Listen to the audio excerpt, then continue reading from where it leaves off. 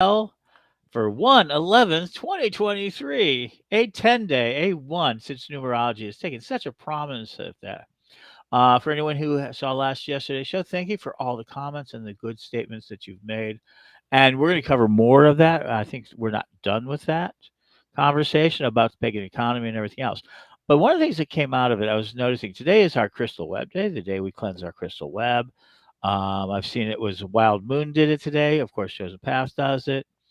And other people across the world clear the crystal web. And also, there are peace prayers. Today is also the day that many more groups do peace prayers that we've seen, and this peace prayer that we do at the Carolyn Tradition has been there for a while, and it's been performed before the World Parliament Museums as well as many other locations. But it's about spells at scale. We're going to talk about today. How do you get people to cooperate, not financially, not even spiritually, but how can we get them to work together? And here's somebody who's done it, Reverend Don Lewis, on how getting your spells together. Hi, Don. Hope you had a great Hello. day. And how is your Kickstarter campaign doing? It's doing well. I believe it is currently at 1803. And let me just double check. Um, it is 1803, 21 backers, and 11 days to go. Terrific.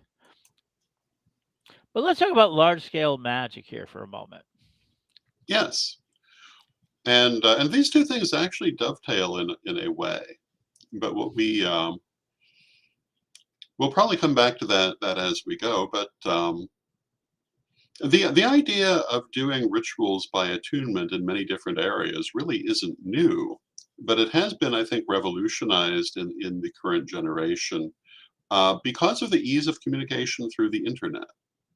It used to be if you were going to do ritual by attunement in different parts of the world, for example, um, you might connect by telephone. You might just be assuming the other people were doing it at the same time.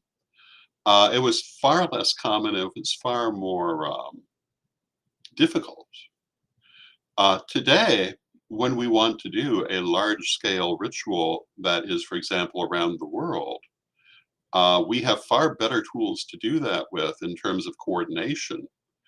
And in the Corellian tradition, we do actually quite a lot of that. One reason is that we are all over the world, and many of our people don't necessarily have a local temple to be involved with, and so it's helpful to have this kind of campaign. And we have a couple that are ongoing. The peace campaign is an ongoing campaign where we work for peace in the world, and we've been doing that since 2015. And we have our Corellian peace prayer that exists in several variations. And on a regular basis, people get together to offer the peace prayer and to focus energy toward the idea of peace in the world, on the understanding that peace is not just the absence of conflict, but rather a world of justice. Um, because the absence of conflict can sometimes be the very antithesis of peace, um, depending on the circumstances. What peace actually is a more nuanced subject, I would say. But we work for that, and we have certain shrines that do that on a monthly basis. We have certain temples that make it part of their practice. It often is involved in our large-scale gatherings, such as the lustrations. And then the other is the crystal web ritual that you were talking about, where Well, each month we cleanse and strengthen the web. before we get into the crystal web spell, let's go Hmm. ahead and get back to this idea of the peace spell. I think the crystal is very exciting, but we see oftentimes these movements suddenly um, emerge out of it. And I want to say hi, Lori, and hi. We also had a hello for Janet from Melbourne. Yay! Um, what time is it in Melbourne? I wonder. Um, but A the different idea of time it, than it is here. you saw like in the Ukraine, when the Ukraine came, they wanted to cast these spells for peace. Yes. And there's all these times occasionally that you do so. But how do you organize something like that? How did you bring that to, I guess, energetically. I mean, I'm not talking even just acquiring the people, because we've talked about them. That's the technology. But add to it the idea of actual energy work. How do you synchronize all that? How does it make that effective? What I would say is that you have to have a synchronizing element. In the peace prayer, it's often the fact that it is a specific prayer that everyone is doing, and it has a specific sigil that acts as a link. And by using that sigil, by using that prayer, you're focusing your energy together in one direction at the same time. Or even if it's not the same time, you're focusing it on these same keys, and that those keys help to direct the energy. Um, in other sorts of rituals, because we've done, in addition to these ongoing ones, we've also done this kind of global ritual for specific situations. Sometimes you will want to have a key, such as, again, a sigil that everyone can focus on to direct their energy through. Sometimes um, a certain wording, sometimes a certain timing. There are many things that you can use to synchronize that energy, but yes, you do have to synchronize the energy. Otherwise, it just goes everywhere. Now, when we work with the crystal web, the web itself helps to synchronize the energy. And usually much of what we do in this way does work with the web, but not all of it. It depends on the particular thing. Absolutely. And we want to say hi to Alan and uh, Lori Blackman out there. Wow, we got people listening. It's always very impressive when we have people listen. Yes, And it so, is. and so now we got the sort of the idea of the rituals are being there. The fact that there are so many rituals and things like that. And Alan's mentioning about Tibetan Buddhists who are now doing the teachings. We beat them to it. We've been doing it longer than they have. Stop it. Uh, I'm just being funny. That sort of thing. But there has been a long term, even like the Buddhists have had long term where they do long term rituals over and over again. One of my Mhm. favorites, and I would love to have one, a pagan version of this, the prayer wheels. And they always turn Yes. into these big, huge prayer wheels. I mean, I think that's a lovely permanent installation that I would love to see somewhere. I think that's a very relevant comment because when you think about it, this kind of synchronized ritual works on very much the same premise. When you have an automaton such as a prayer wheel or a prayer tie, you're placing energy into it to be activated through certain specific actions that do not necessarily involve the person who created it. When you are doing this kind of ritual, many people are involved, and the energy is activated through their involvement, and it may or may not involve the person who first created it. For example, I would imagine, although I started the peace campaign, I would imagine it will continue when I'm no longer here, and Hmm. should work on exactly the same principles because it has its keys that direct that energy.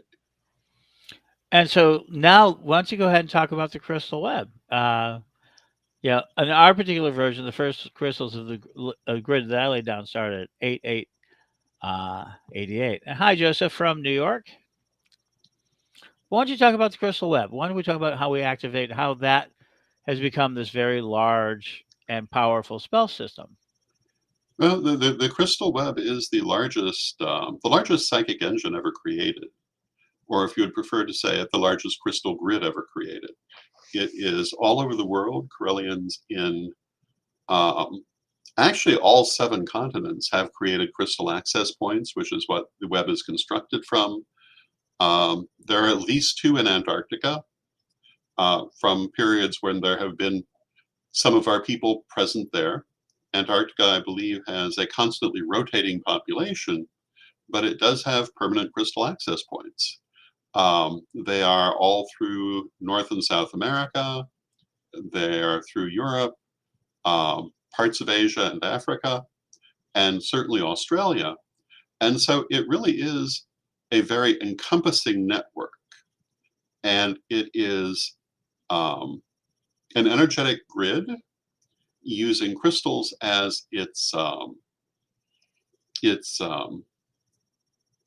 physical conductor, and you put energy into it. You can also take energy out of it. We use it for many different purposes, um, and particularly for. And Joseph asks about inner city crystal points. Yes, absolutely. There are many there are many that are in cities, and particularly Chicago, where the web began, and it can be used by an individual Corellian in their personal practice. You can use this energy to help with healing, to help with spiritual communication, etc. It can be used by temples. It can be used by the tradition as a whole. And I think that most commonly we think of it in terms of being used by the tradition as a whole. And it's often been used as part of the peace campaign or for specific situations. It's sometimes been used to attune to the energy of certain celestial happenings. We've always been very big on attuning to that sort of energy. And in fact, the crystal web was created during such a celestial happening, the harmonic convergence you were saying, Hmm. 8888. And so it's often used in that way. And I mentioned that it has a connection to the Kickstarter because the monthly ritual to cleanse and strengthen the web uses what began their life as mini spells, which are present in the Super Omnibus, and they are to focus the energies of love, peace, um, prosperity, and what is the fourth one? Hope. Yes, hope. Thank you. Love, peace, hope, and prosperity. Yes. And you can see that any of those, go to the Great Crystal Web. You can see that. And we got many copies of that on the web. Yes. So yeah, actually, the biggest set of crystal points are inner city, especially Chicago. We're laced the city with them over a long period of time. It's been an obsession of mine. But also, we've had people add generators to it and devices to it. At one time, Mm, we started with the telepathic radio. Yes, we did a live show and we built crystals that broadcasted telepathically. So it was radio that got into your mind. yes. We have generators. We have protection. People have built them to do shieldings, to connect with fairies, to connect with the other world. Most importantly, though, can we talk about how shared magic, shared belief has led to what is now spiritual communication, not with the long dead, but the recently passed, such as the beloved Wendy and Virginia and the Bitterwind. And that's all part of that magic that's around the crystal web and in other ways. But those interactions, can you talk a little bit about that? That's one of Well, the deeper the first thing I mysteries. would say is that the energy of the web can certainly um, strengthen communication in general with the spirit world, but the particular people who were mentioned, the particular ancestors who were mentioned, were involved with the web during their lifetime and are still connected to it very strongly, having crossed over. They are among what we might consider the guardians of the web. And people often interact with them through the web. Each of the people mentioned has um, been fairly active since crossing over. Lady Bitterwind, Lady Windy, um, Sir Katrina all have been um, guides in a lot of situations for people. Lady Windy, especially, was all over the place in terms of people having visions and experiences with her. But each of these is also connected to the web, and it may act to strengthen their ability to manifest, and certainly to strengthen people's ability to communicate with them, because it's a tremendous amount of energy that is focused into the web. And whenever you have extra energy, you're upping your ability to do things. So the crystal web not only um, focuses energy for particular purposes, but it acts as a generator and an amplifier for everyone who's connected to it, both in this world and in the spirit world. It is I don't tend to like the term portal particularly, but I suppose you could use it to could describe it that way as an energetic portal. Um, and it does a great deal of focusing of energy. And in fact, Janet in the chat room remarks that Lady Bitterwind came through to her through automatic writing just last night, and Lady Janet knew Lady Bitterwind. Lady Janet is from Danville, the homeland of the Corellian tradition, and it is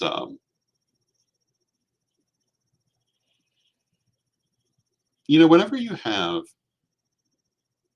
a number of people working together, they are stronger together than they would be separately. Energy is cumulative in that way. Each one builds on the others. When you're dealing with something like the crystal web, it's a gigantic cumulative effect because there are so many people involved, so much input of energy involved that it greatly amplifies everything it's dealing with. And again, that does include spirit communication. Our tradition is very big on spirit communication, and we certainly embrace anything that increases that ability. And if you have studied our degree lessons, you will know that we talk about how to create energetic constructs to act as batteries to increase your ability to do pretty much anything metaphysical. And at one level, the crystal web is a gigantic battery for that purpose. And so it is very much the idea that it holds and it's storing a great deal of information. Yes. I do think that it's interesting. The Parliament is coming here at a time on its right around its 35th anniversary, Yeah. and so it acts as a transmitter. It acts as a battery. It acts as a conduit. It acts as an amplifier. Hmm. So those who practice it, we believe that it brings a higher level of magic. And because so many people are involved, as far away as the Philippines, as far as away as Antarctica, far away, especially in places like South Africa, Hmm. or other places of power, like Salem, Massachusetts, got quite a Yeah. few crystal points we laid down there, And throughout and the Spanish speaking world. throughout the Spanish-speaking world. Oh my gosh, we have these crystals, and it's a mass belief. It's a spiritual engine, a psychic conduit that we believe in. And if it is nothing more than a creation of our imagination, it's a widely held imagination. Yeah, and that we utilize our imaginations as share and have a good time with each other and try to bring us each grace and hope. Hmm. So let's take it into the third part for tonight. And I did put out, if you're in all of the groups, I want to thank you all for coming in and chatting with us, and we'll continue to do so. In the comments below, would this show be fine still continuing at 11 p.m., 10 p.m. Eastern? Would you like it an hour earlier? Would you like it an hour later? Give us some time. What would be good for you guys to continue this conversation that we've been having on a nightly basis? And as we cast our own spell over you, we hope that you will continue to listen to us and have attention. And I think we've been here, so thank you. Thank you, one and all. Um, so we've been relatively quick at this, but the idea of if I wanted to have people participate in a large scale spell, Hmm. how would you recommend they do it? I mean, what do they need to do to be first capable of doing it and successful? Well, this is We both a did not simple answer exercise and a any. complex answer. Yeah. Because when you ask what is necessary to be capable, anyone can do a spell, but obviously, if you've developed yourself psychically, you're going to be more able to do it. Um, and so it's like any other spell work. The more that you've worked with it, the better you're going to be. But if you've never done it before, you can still do it. And for some people, I mean, some people have more natural ability that simply comes to them. Others develop it over the course of training. So there's that. But in terms of doing it as a mass working rather than an individual working, the main thing you have to have is an agreed upon format. and that format has to have a way of syncing that energy. And um, there are a lot of different ways to do that. And we talked earlier about maybe using a sigil to sync the energy. Um, Certain words or actions can be used to sync the energy. Um, Sometimes when you do this sort of global ritual, you try to time it to the exact same moment everywhere around the world in different time zones. Other times you do what is sometimes called a rolling thunder ceremony, where it's the exact same clock time in every time zone so that it goes around the world with the time zones. And these are all valid formats. But the main thing you want to do is to have everyone working together. So I think that's really important. So, like you've done Rolling Thunder, that's an interesting one. So the idea that you're using time to go, okay, that you've gotten to time into time elements. So Mhm. what's it? So are those types of rituals where like it's 11:11 ritual in your time zone easier to get people to do, or is it better to try to get them to do it all at the same time? In my experience, Hmm.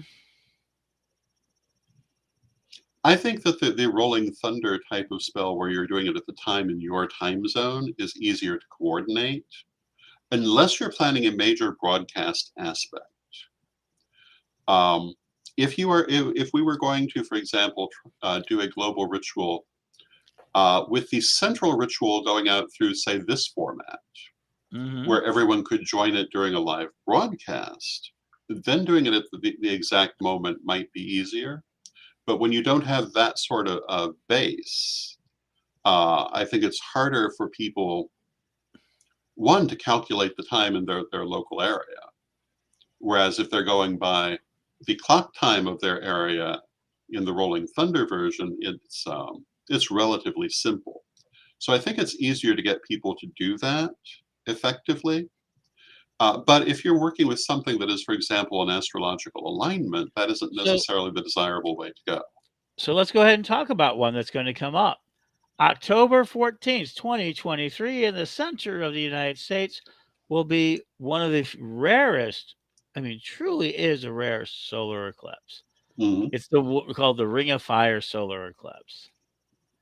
And Yes, that would be one that you have to do the ritual. Everybody can join you, but that would have to be there. There is no distinction. There's a certain timing.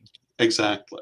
And while the timing might be a little bit different within a few hundred miles, there's a place and a time where it's like the ritual needs to take Yes. place.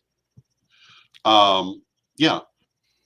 To do something like that, you would want ideally to do it at the exact same moment, regardless of what time it is in the local time zone. It could still be done as a Rolling Thunder version, but I don't think it would be as effective. Now, in the chat room, Lori is remarking that she likes the Rolling Thunder because it keeps the spell or the prayer ongoing for a certain period of time, which is also an attractive quality.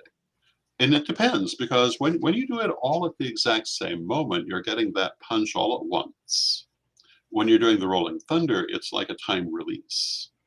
And and and so the peace prayers, which is something you want to continue to reinforce, benefit from the rolling thunder.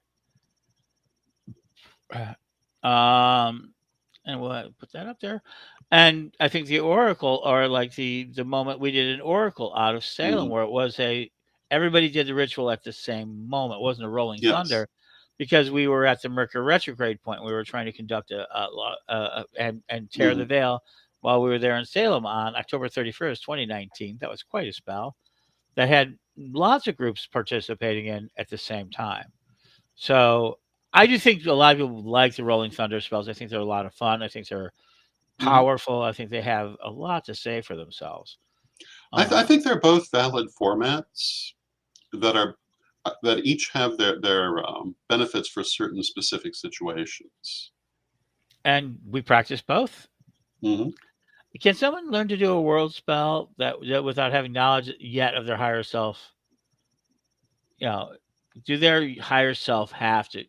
They're saying they're not quite connected to their higher self. So could they do a spell even if they don't connect to their higher self. Yes, of course. Hmm.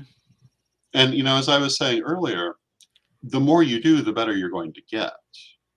Um, but it's what I mean. We have the phrase that we like to use: progress over perfection. It's better to do it. Um, Better to light one candle than curse the darkness, as they say. Hmm. And so I would say that spellcraft is something anyone with a reasonable thought can practice. I Mm. mean, there are certain things that you should know, but you don't have to be an expert before you do anything. Hmm.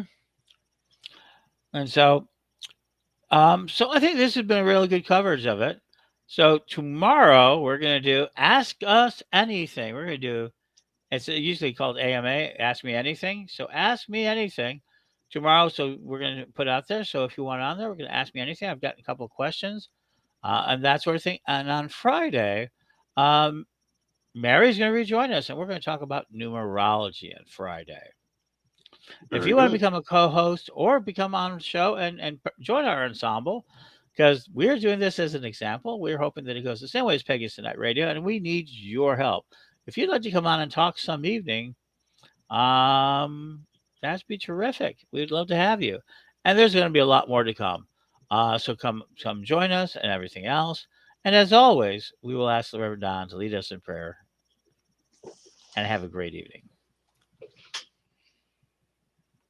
And beloved Mother Goddess, beloved Father God, beloved ancestors, we ask you to walk with us, hand in hand as we go forward, remembering that the veil between the living and the spirits